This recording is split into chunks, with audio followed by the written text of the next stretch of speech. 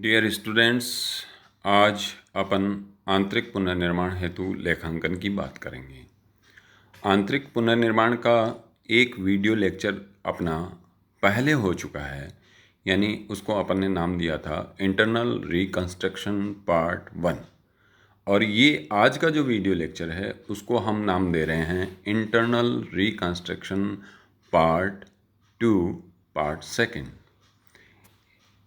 पहले पार्ट में आंतरिक पुनर्निर्माण के पहले वीडियो लेक्चर में हमने यह सीखा था कि पुनर्गठन या पुनर्निर्माण दो प्रकार का होता है, आंतरिक पुनर्निर्माण और बाह्य पुनर्निर्माण।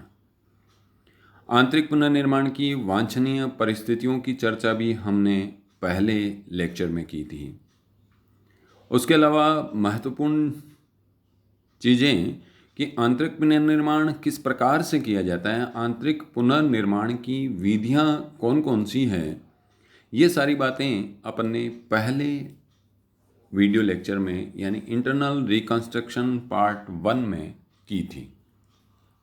आज इस इंटरनल रिकंस्ट्रक्शन पार्ट 2 के वीडियो में हम बात कर रहे हैं कि आंतरिक पुनर्निर्माण हेतु लेखांकन कैसे किया जाता है।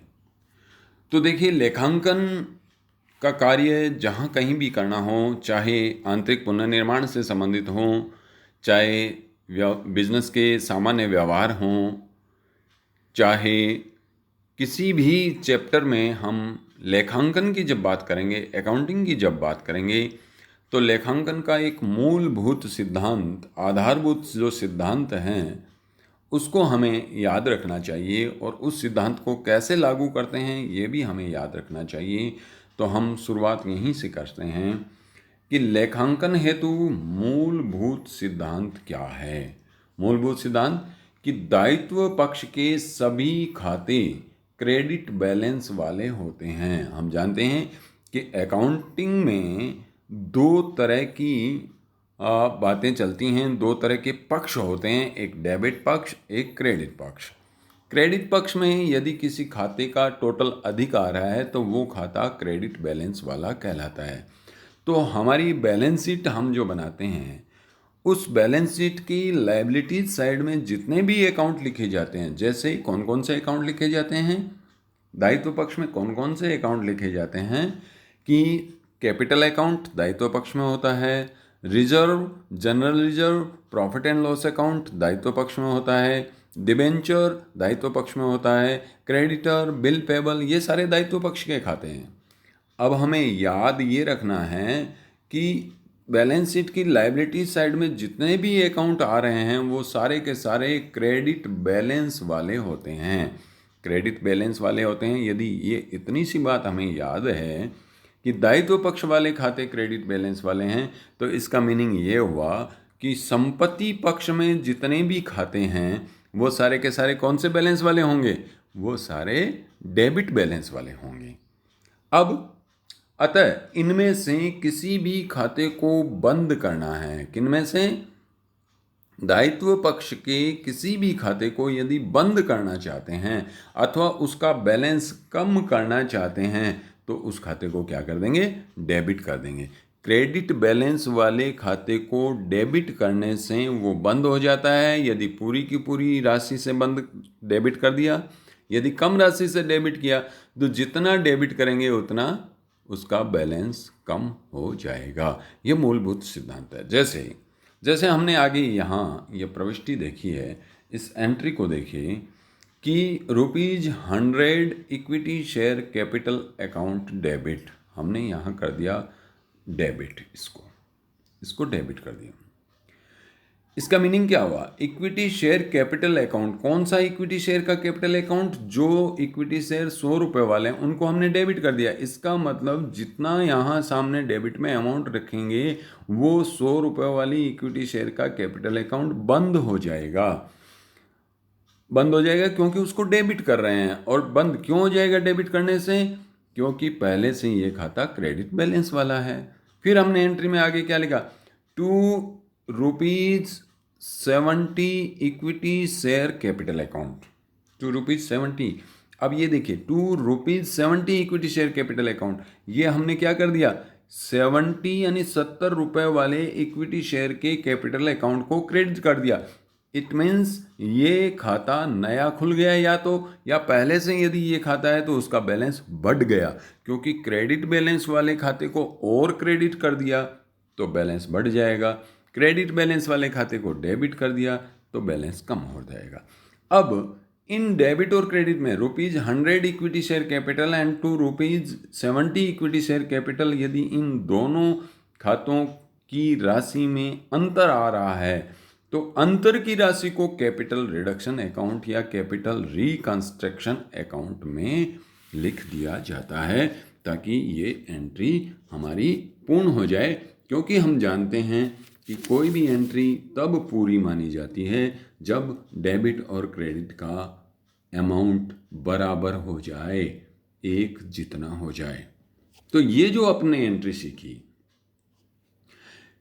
इसी एंट्री को माध्यम बनाते हुए, इसी एंट्री को आधार बनाते हुए हम पूंजी कटौती योजना से संबंधित प्रविष्टियां कर सकते हैं। ठीक है, अब देखिए एक उदाहरण लेते हैं कि जैसे मान लीजिए कि हमें क्वेश्चन में ये कहा है कि भवन का मूल्य बढ़ाना है 1 लाख रुपए से, तो हम एंट्री क्या करेंगे? एंट्री करने के लिए सोचेंगे कि भवन यानी बिल्डिंग कौन सा खाता है, डेबिट बैलेंस वाला खाता है कि क्रेडिट बैलेंस वाला खाता है। तो बिल्डिंग चूंकि संपत्ति पक्ष का खाता है इसलिए डेबिट बैलेंस वाला खाता है। अब डेबिट बैलेंस वाले खाते को बढ़ाना है तो और डेबिट कर देंगे। अब हमें प्रश्न में दिया हुआ है कि भवन के मूल्य में वृद्धि की जानी है, तो हम building account debit to capital reduction account, इस तरीके से भवन का मूल्य बढ़ जाए। तो इस तरह से जो भी सिचुएशंस हमारे पास हैं, जो भी क्वेश्चन की स्थितियां परिस्थितियां दी हुई है, उनके आधार पर हम पुनर्निर्माण के लिए लेखांकन का कार्य कर लेते हैं। अब यहाँ जो आ रहा है कैपिटल रिडक्शन अकाउंट या कैपिटल रिकंस्ट्रक्शन अकाउंट, ये इस आंतरिक पुनर्निर्माण यानी इंटरनल रिकंस्ट्रक्शन की अकाउंटिंग के लिए सबसे इम्पोर्टेंट जो अकाउंट है वो है कैपिटल रिडक्शन अकाउंट, पूंजी कटौती खाता या पुनर्निर्माण खाता, कैपिटल रिकंस्ट्रक्शन अकाउंट। ये कैसा खाता है, इसमें कौन से बैलेंस आते हैं, ये देखते हैं। कैपिटल रिडक्शन अकाउंट या इसको दूसरा नाम कैपिटल रिकंस्ट्रक्शन अकाउंट, ये क्या होता है कि पूंजी कटौती योजना का लेखांकन करने हेतु यह खाता मध्यस्थ के रूप में काम में लिया जाता है। मध्यस्थ यानी मीडिएटर अकाउंट। इस अकाउंट का पर्पज केवल क्या है कि पूंजी कटौती योजना का लेखा कार्य करना। अब जैसे हमने पिछली स्लाइड में देखा कि हमने equity share capital account debit कर दिया, इक्विटी शेयर कैपिटल अकाउंट को ही क्रेडिट कर दिया। 100 रुपये वाले इक्विटी शेयर को डेबिट किया, 70 रुपये वाले इक्विटी शेयर को क्रेडिट किया। तो इन दोनों में जो डिफरेंस है उस डिफरेंस को कंप्लीट करने के लिए, उस डिफरेंस को हटाने के लिए, एंट्री को पूरी करने के लिए हमने वहाँ पर क्या रख दिया था, कैपिटल रिडक्शन अकाउंट। इसलिए ये क्या कहलाता है, मध्यस्थ मीडिएटर अकाउंट। अब देखिए जो इम्पोर्टेंट बात है कि इस खाते में यानी पूंजी कटौती खाते में पूंजी की कटौती, कैपिटल में जो कमी की जाती है, लेनदारों के दावों में कटौती की जाती है, संपत्तियों में वृद्धि की जाती है, इन सब की सहायता से पूंजी कटौती खाते में बैलेंस आता है। बैलेंस आता है का मतलब क्या हुआ कि ये क्रेडिट होता है। कैपिटल रिडक्शन अकाउंट क्रेडिट होने का मीनिंग क्या है कि कैपिटल रिडक्शन अकाउंट क्रेडिट हो रहा है, इसका मतलब कैपिटल रिडक्शन अकाउंट में बैलेंस आ रहा है, इनफ्लो हो रहा है। अब जो बैलेंस आ गया उसका उपयोग कैसे करते हैं कि जिसका उपयोग संचित हानियों को अपलिखित करने हेतु एवं संपत्तियों के मूल्य में कमी हेतु किया जाता है। अब जैसे संचित हानियां हैं, प्रॉफिट एंड लॉस अकाउंट में डेबिट बैलेंस पड़ा हुआ है यानी उसमें हानि है, तो उस हानि को अपलिखित कैसे करेंगे, उसको अपलिखित करने के लिए एंट्री क्या करेंगे कि प्रॉफिट एंड लॉस अकाउंट में हानि है, मतलब वो डेबिट तो है ही, उसको हटाना है, अपलिखित करना है, इसलिए प्रॉफिट एंड लॉस अकाउंट को तो क्रेडिट करेंगे, तो डेबिट किसको कर देंगे, कैपिटल रिडक्शन अकाउंट को। अब दोबारा देखिए कि कैपिटल रिडक्शन अकाउंट में जो बैलेंस आया वो कौन सा बैलेंस था, क्रेडिट बैलेंस, और अब उसको यूज कर रहे हैं, काम में ले रहे हैं, तो कैपिटल रिडक्शन अकाउंट को डेबिट करेंगे और डेबिट करते ही कैपिटल रिडक्शन अकाउंट का बैलेंस यूज हो जाएगा। तो संपत्तियों के मूल्य में कमी हेतु और संचित हानियों को अपलिखित करने के लिए कैपिटल रिडक्शन अकाउंट का उपयोग लिया जाता है, उसको उपयोग में लाया जाता है। इस खाते में यदि किसी प्रकार का कोई शेष बचे, और याद रखना शेष जो बचेगा वो हमेशा क्रेडिट पक्ष का योग अधिक होकर के ही बचेगा। तो इस खाते में यानी कैपिटल रिडक्शन अकाउंट में यदि कोई बैलेंस बचता है तो उसे कैपिटल रिजर्व अकाउंट में ट्रांसफ़र कर देते हैं, हस्तांतरित कर देते हैं और इस खाते को बंद कर देते हैं। इस खाते को बंद कर देते हैं मतलब योजना समाप्ति के पश्चात, कैपिटल रिडक्शन स्कीम कंप्लीट होने के पश्चात, सारा लेखांकन कंप्लीट होने के पश्चात जो बैलेंस शीट हम बनाएंगे उस बैलेंस शीट में कभी भी कैपिटल रिडक्शन अकाउंट अपीयर नहीं होगा, ये याद रखना है। इसलिए हमने क्या रखा है कि योजना समाप्ति के पश्चात यह खाता चिट्ठे में नहीं दिखाया जाता है। अब एक और थोड़ी सी विशेष बात है जो हमें याद रखनी है, वो देखते हैं अगली स्लाइड में। ये विशेष बात क्या है कि संचयी पूर्वाधिकार अंशों पर बकाया लाभांश, arrear of dividend on preference share. ये जो एरियर है वो उसकी दो स्थितियां हो सकती है। पहली स्थिति, लाभांश घोषित किया जा चुका है, का तात्पर्य यह हुआ कि चिट्ठे के दायित्व पक्ष में लाभांश का खाता है। और दूसरी स्थिति, लाभांश की घोषणा नहीं की गई है, अर्थात चिट्ठे के बाहर संदिग्ध दायित्व के रूप में लाभांश है।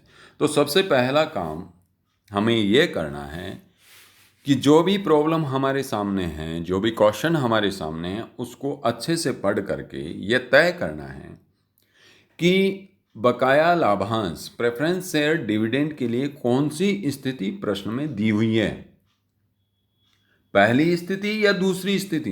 कैसे पता चलेगा? बैलेंस शीट के अंदर डिविडेंड का अकाउंट है या बैलेंस शीट के बाहर सूचना के रूप में बकाया लाभांश की सूचना है। जो सूचना है वो संदिग्ध दायित्व कहलाता है।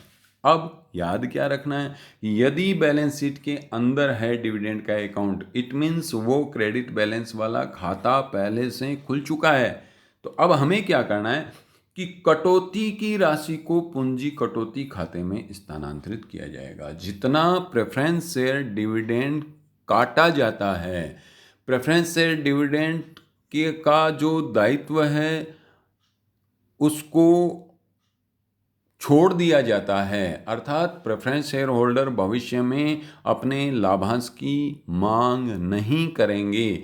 तो इस प्रकार की जो राशि है जो हमें भविष्य में नहीं चुकाना पड़ेगा, जिसकी कटौती हो चुकी है, कटौती कर दी गई है, उस राशि को कटौती खाते में ट्रांसफर कर देंगे और बाकी राशि यदि भुगतान करनी है तो भुगतान की एंट्री कर देंगे। अच्छा, प्रेफरेंस शेयर डिविडेंड की भुगतान की एंट्री क्या करेंगे कि preference share dividend account debit to bank account यदि नगद भुगतान कर रहे हैं, to equity share capital account यदि बदले में इक्विटी शेयर दे रहे हैं, तो इस तरीके से भुगतान की एंट्री कर देंगे।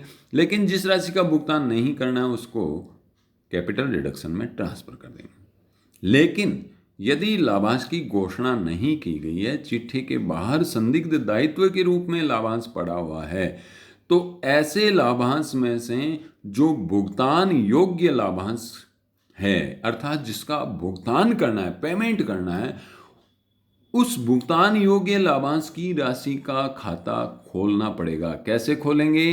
पूंजी कटौती खाते के माध्यम से खोलेंगे। तो इसकी एंट्री क्या हो जाएगी? इसकी एंट्री हो जाएगी capital reduction account debit, capital reduction debit, ठीक है, to preference share dividend account. ये जो एंट्री की, इस एंट्री से क्या होगा? इस एंट्री से प्रेफरेंस शेयर डिविडेंड का अकाउंट खुल गया और कैपिटल रिडक्शन का अकाउंट बैलेंस यूज हो गया। तो अब इसके बाद दूसरी एंट्री करनी पड़ेगी कि प्रेफरेंस शेयर डिविडेंड, दूसरी entry preference share dividend debit और टू बैंक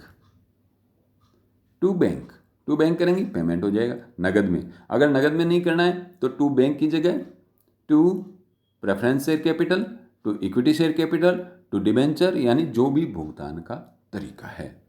अब देखिए, दोबारा देखते हैं कि दो स्थितियां, लाभांश घोषित किया जा चुका है, लाभांश घोषित नहीं किया गया है। यदि लाभांश घोषित किया गया है तो बैलेंस शीट में प्रेफरेंस शेयर डिविडेंड का अकाउंट पहले से है। अगर लाभांश घोषित नहीं किया गया है तो बैलेंस शीट में प्रेफरेंस शेयर डिविडेंड का अकाउंट नहीं है। अगर अकाउंट है तो भुगतान कर देंगे, और भुगतान नहीं करना है तो कटौती की राशि को कैपिटल रिडक्शन में ट्रांसफर कर देंगे।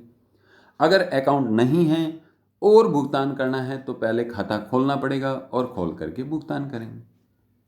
तो दोनों में बेसिक डिफरेंस क्या हुआ कि कटौती की राशि को कैपिटल रिडक्शन में ट्रांसफर करते हैं और यहाँ भुगतान योग्य राशि को कटौती खाते में से निकालते हैं। दोनों की एंट्री भी अलग होगी। कटौती राशि को ट्रांसफर करते हैं तब तो कैपिटल रिडक्शन अकाउंट क्रेडिट हो जाएगा, और यदि भुगतान योग्य राशि को कटौती खाते में से निकालना है तो पूंजी कटौती का खाता डेबिट हो जाएगा। देखिए, एक में तो कैपिटल रिडक्शन डेबिट हो रहा है, एक में कैपिटल रिडक्शन क्रेडिट हो रहा है। तो ये सारी बातें संचयी पूर्वाधिकार से संबंधित हैं। अब इस चैप्टर की अकाउंटिंग से संबंधित यही महत्वपूर्ण बातें हैं। इस वीडियो लेक्चर के बाद में आपको जो नोट्स भेजे जा रहे हैं उसमें एक क्वेश्चन हल करके भी मैं बता रहा हूँ, क्वेश्चन सहित। अपने इस वीडियो लेक्चर के माध्यम से और आपको जो नोट्स भेजे जा रहे हैं उन नोट्स के माध्यम से आपको इस चैप्टर के क्वेश्चंस कंप्लीट करने हैं। यदि कहीं किसी क्वेश्चन में या यदि कहीं किसी कंसेप्ट में कोई प्रॉब्लम हो तो आप ज़रूर लिखिए ताकि अपन समस्या का समाधान कर सकें। थैंक्स।